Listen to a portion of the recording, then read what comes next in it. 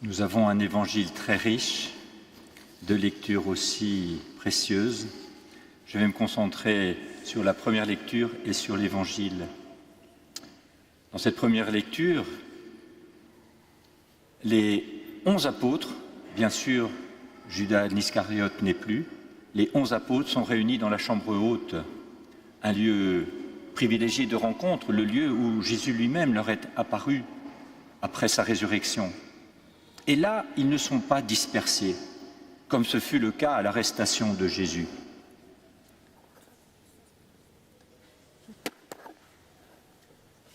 Petit point technique, je coupe le micro.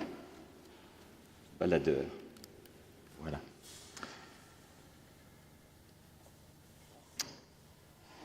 Oui, les 11 apôtres ne sont pas dispersés comme au moment de l'arrestation de Jésus. Ils étaient perdus à ce moment-là. Mais là, depuis sa résurrection, il leur est apparu et il leur a parlé pendant 40 jours, pratiquement. Ils ont assisté, les 11, à l'ascension du Seigneur. Les temps forts auparavant étaient réservés à Pierre, Jacques et Jean. La transfiguration, le jardin de Gethsémani, mais là, le Seigneur a voulu que les 11 soient rassemblés, qu'ils soient les témoins. Jésus est maintenant monté au ciel, il ne se manifestera plus aux apôtres. Les 11 sont assidus à la prière, parce que Jésus, avant son ascension, leur avait promis qu'ils allaient recevoir l'Esprit Saint et qu'il fallait pour cela qu'ils restent à Jérusalem. Et ils sont assidus et unis dans la prière. Et c'est à la Pentecôte qu'ils recevront l'Esprit Saint que nous fêterons le week-end prochain, dimanche prochain. Et nous sommes donc dans cet entre-deux, entre l'ascension du Seigneur et la Pentecôte. L'évangile de ce jour est une articulation étonnante de quelques mots. Toi, moi, eux, donner, gloire. Toi, c'est le Père du ciel. Moi, c'est Jésus. Mais pas un homme, c'est pas l'homme, Jésus qui parle. C'est le Fils de Dieu, Dieu Fils. Et il parle, toi, Dieu Père. Et nous sommes à l'écoute de façon privilégiée de la prière du Dieu Fils au Dieu Père. Et cette prière s'adresse particulièrement pour eux. Eux, ce sont ses apôtres, ses disciples, mais c'est aussi chaque chrétien, chacun de nous. C'est la prière que Jésus fait pour nous. Nous n'en avons qu'une partie aujourd'hui. Le texte est plus long, la prière est plus longue, mais nous en avons une partie déjà très précieuse. Donner, donner. Et il y a dans ce donner, bien sûr entre le Père et le Fils, je vais y venir, mais aussi ce que le Père a donné au Fils. Et nous allons le voir, ce qu'il a donné.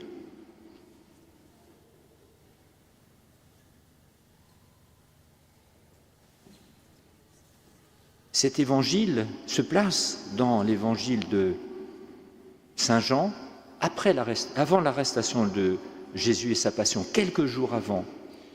Ce qui veut dire que cette prière et cette longue prière de Jésus n'est pas anodine, elle est fondamentale. Et nous avons vraiment à l'accueillir, à l'approfondir. Peut-être qu'elle ne paraît pas si facile à aborder, et je vais essayer d'en donner quelques traits. Jésus insiste sur ce que le Père lui a donné, le pouvoir, une partie des êtres humains, l'œuvre à accomplir, des paroles à transmettre, dans une mise en relief de la glorification du Père et du Fils. Et ça, c'est quelque chose qui nous dépasse. Jésus précise un but dans tout ce qu'il a reçu de son Père. À ces êtres de chair, le Fils donne la vie éternelle. Qui sont ces êtres de chair? Eh bien, c'est ça. Ce sont les êtres humains que le Père a donnés à son Fils Jésus. Ce sont ceux qui ont reconnu que tout ce que le Père a donné à Jésus vient vraiment, oui, du Père. C'est une affirmation de Jésus qui nous concerne chacun. Le Fils donne donc la vie éternelle.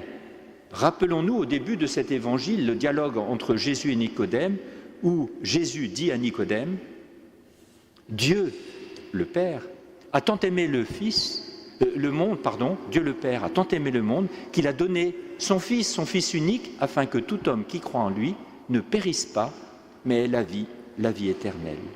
Et là, nous approchons de la mort et de la résurrection de Jésus, et la parole revient de cette question de vie éternelle pour ceux que le Père lui a donnés. Et mystérieusement, de cette œuvre du Père que le Fils réalise, jaillit la gloire tant pour le Père que pour le Fils. Un autre point qui est donné dans ce texte, dans cette parole, tout ce qui est à moi est à toi, et tout ce qui est à toi est à moi. C'est l'une, pour moi, des plus belles paroles de l'Évangile. Le Fils ne retient rien pour lui-même, il partage tout à son Père, et il le fait d'autant plus parce que le Père n'a rien retenu de lui-même et il a tout donné à son Fils. Comment est-il possible d'en arriver là?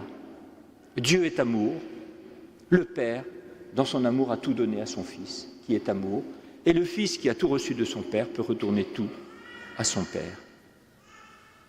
Et il y a donc cette unité, il y a cet amour parfait auquel nous sommes appelés à recevoir et appelés à donner. Et c'est l'Esprit Saint qui permet cette circulation entre le Père et le Fils de l'amour, et c'est l'Esprit Saint qui nous permet de recevoir cet amour de Dieu.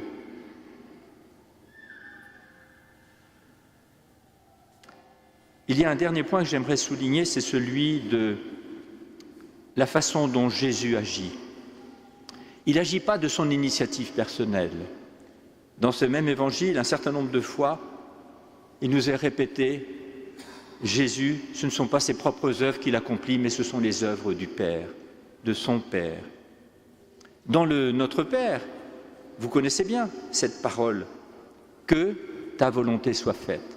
Et cette fois, ce n'est pas Jésus qui la prononce pour lui, mais il la prononce pour que nous-mêmes, nous disions que ta volonté soit faite. Et nous pouvons nous questionner chacun sur la façon dont nous disons cette parole. À force de la répéter, peut-être que nous glissons sur elle. Mais que ta volonté soit faite. Voulons-nous vraiment faire la volonté de Dieu dans notre vie, dans toute notre vie? C'est ce que Jésus nous demande. C'est ce que Jésus nous demande. Lui qui a fait toute la volonté de son Père. Bien évidemment, ce n'est ni naturel ni spontané pour nous. Il y a une dimension de lâcher-prise. Peut-être que ce lâcher-prise est progressif, mais c'est important, c'est d'être sur ce chemin de faire la volonté de Dieu. Jésus dit, j'ai manifesté ton nom aux hommes que tu as pris dans le monde pour me les donner.